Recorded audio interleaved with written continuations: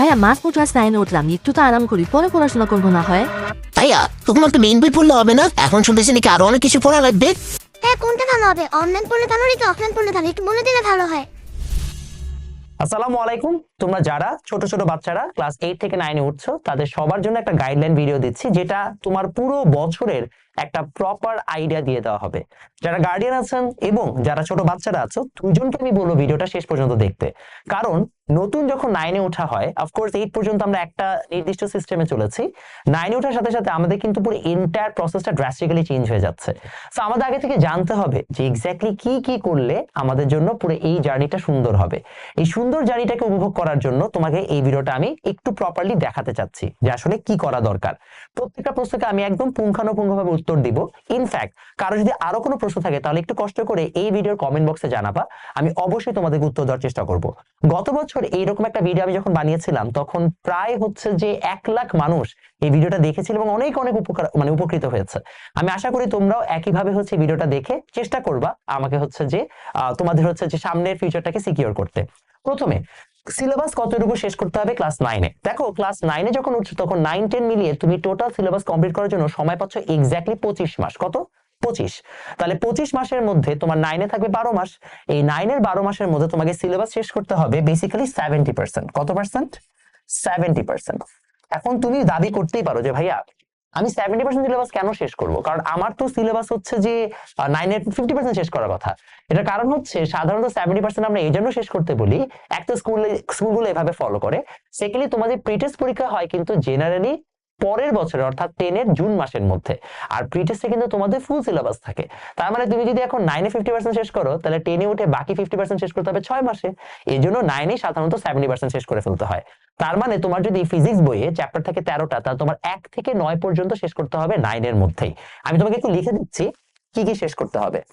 ফিজিক্সে চ্যাপ্টার 1 থেকে 9, কেমিস্ট্রিতে চ্যাপ্টার 1 থেকে 9, বায়োলজিতে সেম চ্যাপ্টার 1 থেকে 9।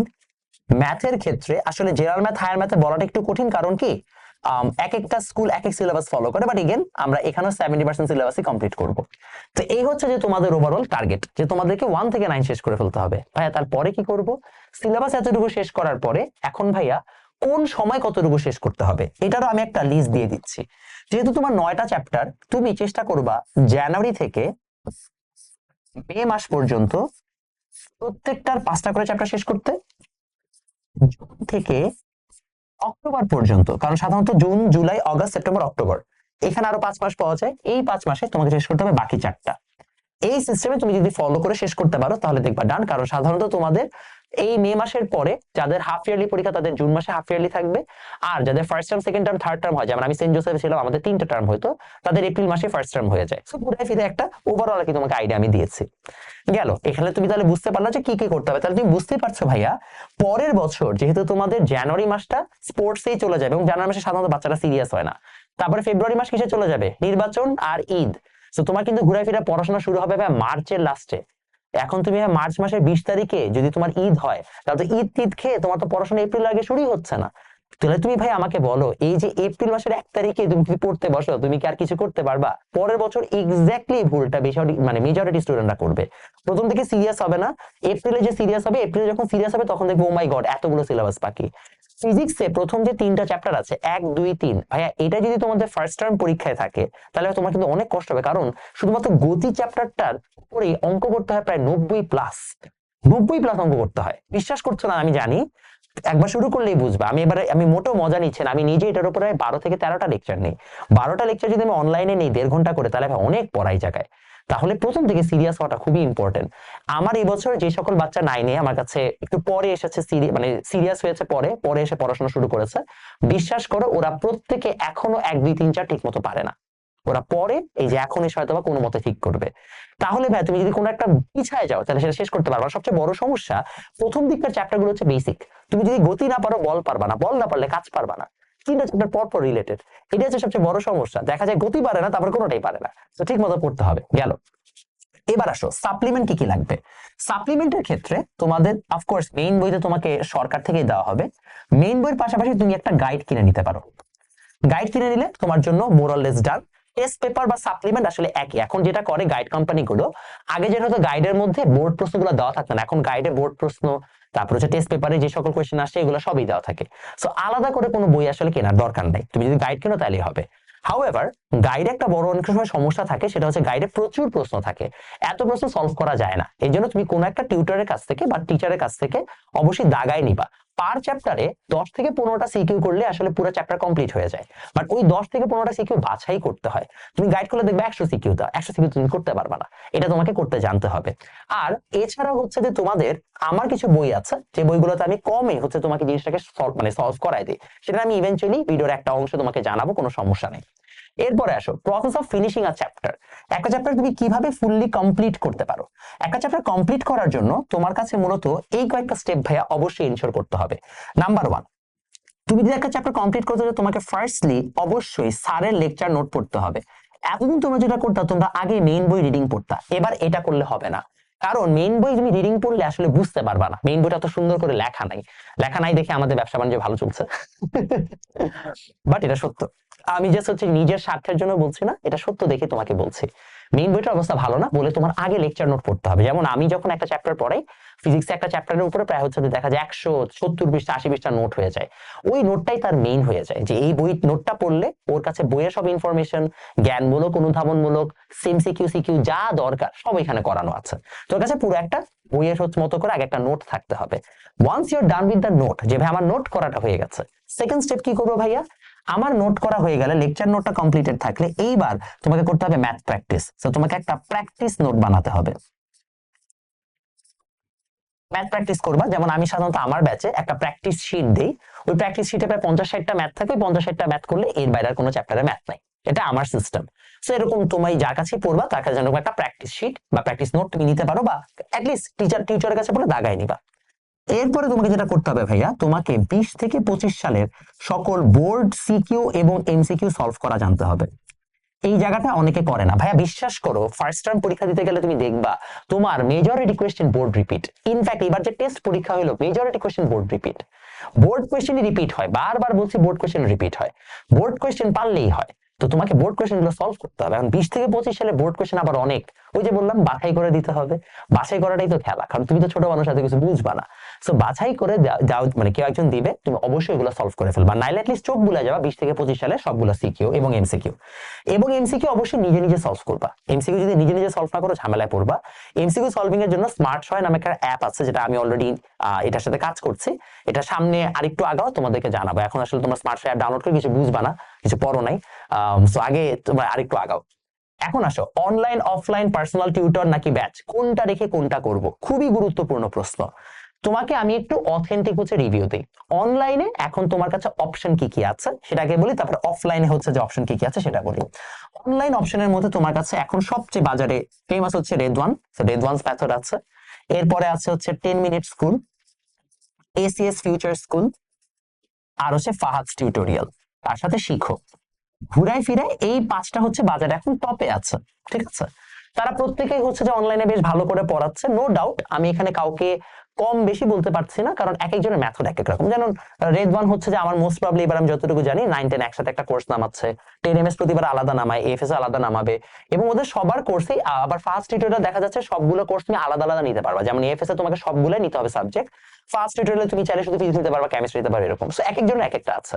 ঠিক একইভাবে আমার নিজস্ব অনলাইন কোর্স আছে, যেটা আমি একটু পরে বলবো, বাট অনলাইনে পড়ার ক্ষেত্রে কি কি সমস্যা হতে পারে সেটা বলে নিই। অনলাইন এবং অফলাইনের মধ্যে তুলনা করলে আমি অলওয়েজ অফলাইনকে আগায় রাখি, নো ডাউট অন দ্যাট। অনলাইনের একটাই সুবিধা যে অনলাইনে যারা সাধারণত ফেমাস হয় তাদের কন্টেন্ট ভালো থাকে, কারণ কন্টেন্ট ভালো না পড়ালে অনলাইনে ফেমাস হওয়াটা কঠিন।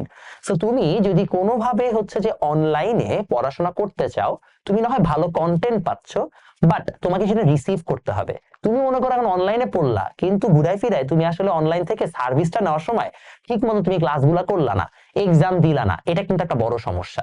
অনলাইনে তোমাকে নিজ দায়িত্বে পড়তে হবে, যে সেলফ মোটিভেটেড তার জন্য অনলাইন ভালো। আর যেই বাচ্চাকে মনে করো আম্মুরই 3 দিন পিটায় তারপর পড়াইতে হয়, ওর বাবা অনলাইন দিয়ে হবে না, ওকে অনলাইন দিয়ে কোনোভাবেই হবে না, কারণ অনলাইনে সেলফ মোটিভেশন দরকার।